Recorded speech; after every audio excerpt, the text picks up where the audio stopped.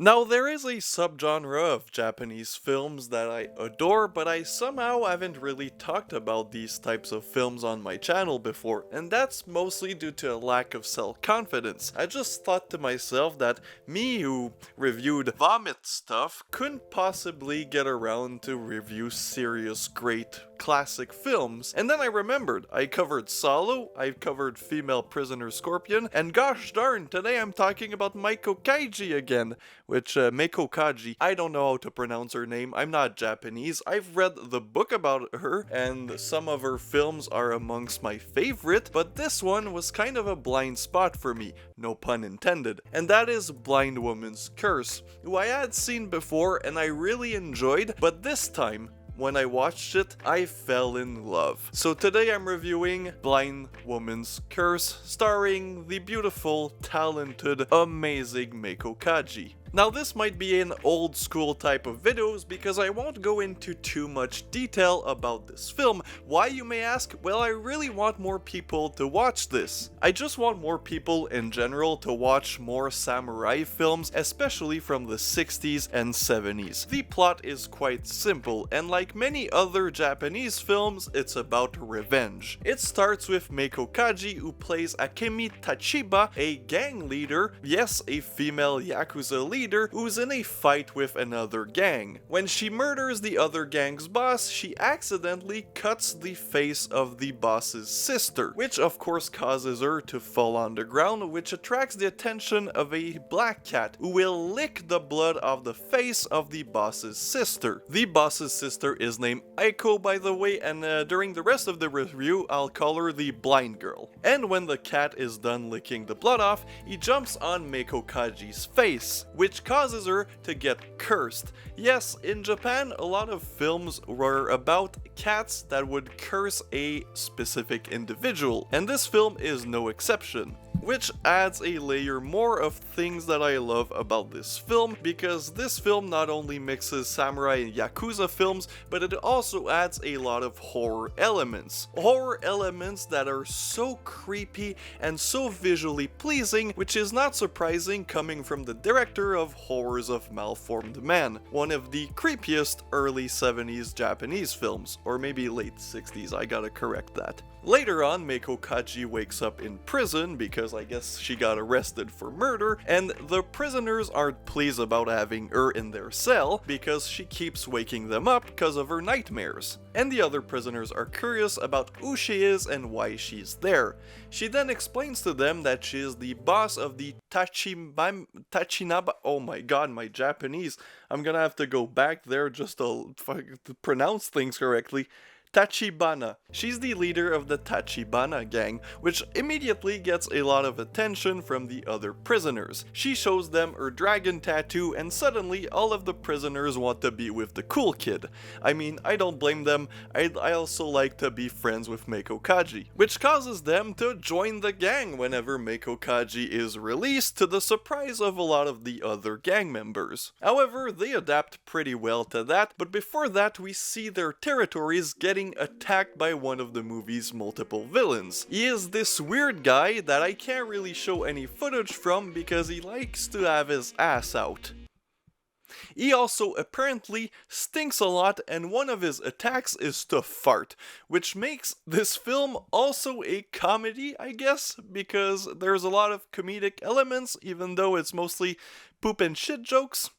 Poop and shit jokes. That's the same thing, just different words. When that poopy guy attacks the territory, we get to meet another character, Tani, who will be around for the rest of the film. The boss is of course grateful for his help, but he doesn't want money. He just really did it because he wanted to. He's just a good guy, you know, just, you know, attacking people and defending other people. He's a great guy. I actually love his character.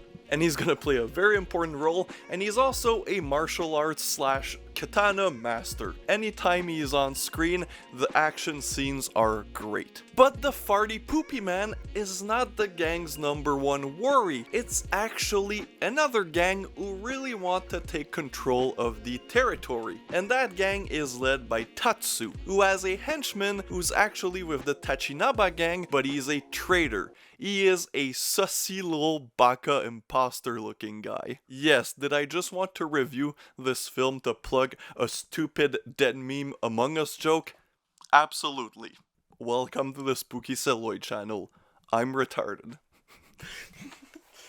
So yes, the traitor will cause 2 of the gang members to get killed, and Tatsu will send the corpses back to the Tachinaba gang. Of course, Meiko Kaji is pissed and she wants revenge, but she wants to lay low until she plans up something that could actually work better than just straight violence. You see, she's very level-headed and doesn't immediately go to violence, which is the opposite of Tatsu and his gang, who are just a bunch of psychopaths. And in between that, we see the blind girl from the beginning, and now she's this badass blind assassin who can sense everything, and again, the scenes with her are amazing. The choreography, the blood splatters, it's truly a work of genius. And her hate for Meiko Kaji's character is what drives her. So sometimes she works with the Tatsu gang, but most of the time she works against them.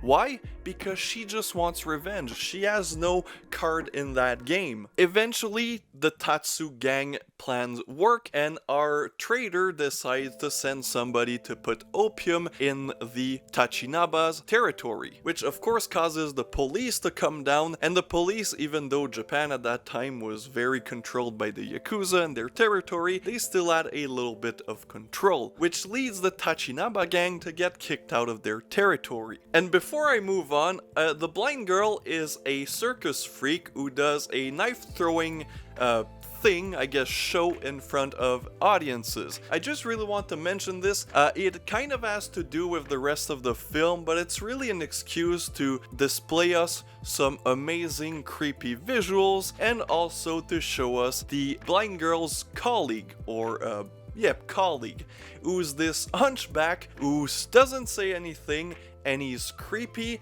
and he loves dead bodies. He just hangs around them and then makes these kind of wax statuettes out of the bodies.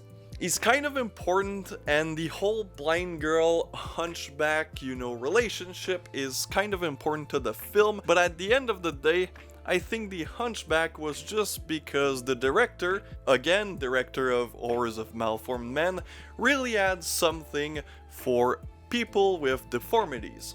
Eventually, the Tachinaba gang and Meiko Kaji want to take revenge on Tatsu, especially after they kill somebody that they really love. Meiko Kaji's uncle, who ran a restaurant, he didn't want to pay the new gang for their tax or territory fees, so of course they got mad and they killed him, which will be the cause of Meiko Kaji's gang to go full on revenge style, and that will eventually lead to a very amazing showdown between the Tachinaba gang and the Tatsu gang. Tatsu, I really hope I'm not messing up that name. I've probably already did. And then the climax of the film is the final showdown between the blind girl and Meiko Kaji, but I don't want to say anything more, and the reason why I haven't gone into details is because you need to watch this film.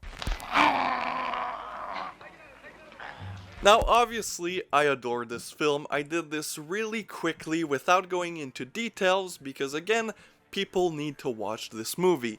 It's Meiko Kaji's first big role, and contrary to her other big roles that she's known for, like Lady Snowblood, Female Prisoner Scorpion, she actually has a lot of dialogue in this, and it kind of makes me wonder if there are more films starring her with a lot more dialogue, because she does an amazing job. Of course, Meiko Kaji is known for acting with her eyes, and she does an amazing job in this film, but the fact that she has so much dialogue and that she does such an amazing job is incredible for somebody who's a fan of hers, but only seen really the big roles where she doesn't talk that much.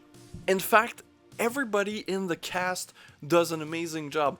This is truly one of the best casted Japanese films I've seen. This and Big Time Gambling Boss are pretty similar, I guess, in my opinion, in how much I love them and how much the cast is great. It's the entire cast really surprised me, from the blind girl, Meiko Kaji, of course, the guy who plays even the hunchback is amazing. The Tatsu character is such an evil douchebag that you really want to see in pain. The ending, everything is so satisfying, it comes together amazingly. If you're a fan of Japanese cinema, and more specifically Yakuza/samurai cinema, you absolutely need to see this one. Just if you're not familiar, or if samurai films or exploitation Japanese films from the 60s and 70s are a blind spot for you, this is an amazing way to start, and then you can get into the more exploitive, kind of messed up films, because yeah, this genre kind of got wild during the 70s.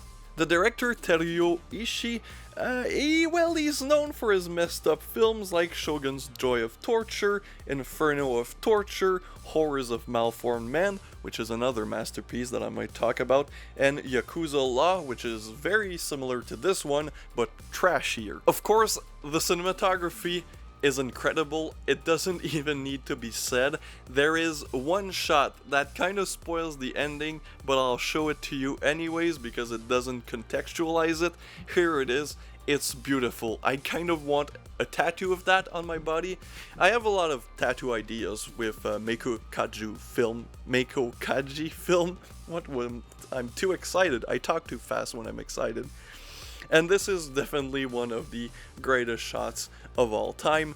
The blood, oh my god, the arterial spray in this are ridiculously amazing. It's genuinely this is art. This is art. Go watch it. See you guys next time.